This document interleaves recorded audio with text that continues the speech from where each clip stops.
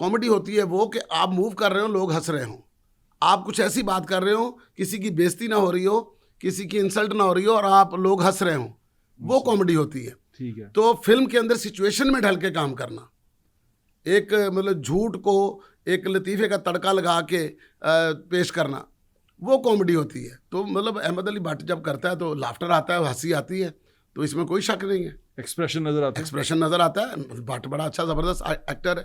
अच्छा भाईजान, मैं आगे चलता हूँ। मूवीज़ की बात आपने कहा थिएटर मेरा पैशन है, थिएटर की तरफ आते हैं। थिएटर के आपके कुछ बड़े मशहूर फनकार जो उनसे हैं आजकल, जैसे बबू बराल साहब थे, उनकी फैमिली भी थोड़ी परेशान है आजकल। मेरी बात वो देख रहा था, मैं उनके बेटे को देख रहा था, वो माजूर है कोई, वो बता रहा था कि मैं माजूर हूँ, मुझे कोई कंटेंट मेरे को फॉलो कर लिया जाए, इस तरह कर लिया जाए। ये बड़े बड़े फनकारों के बच्चे जो उनसे हैं आगे फिर मुझे परेशान ही नजर आए हैं, ये क्या वजह होती है? ये थिएटर के ऊपर एक रीत है जो चलती आ रही है और चलती रहेगी और अभी भी चल रही है।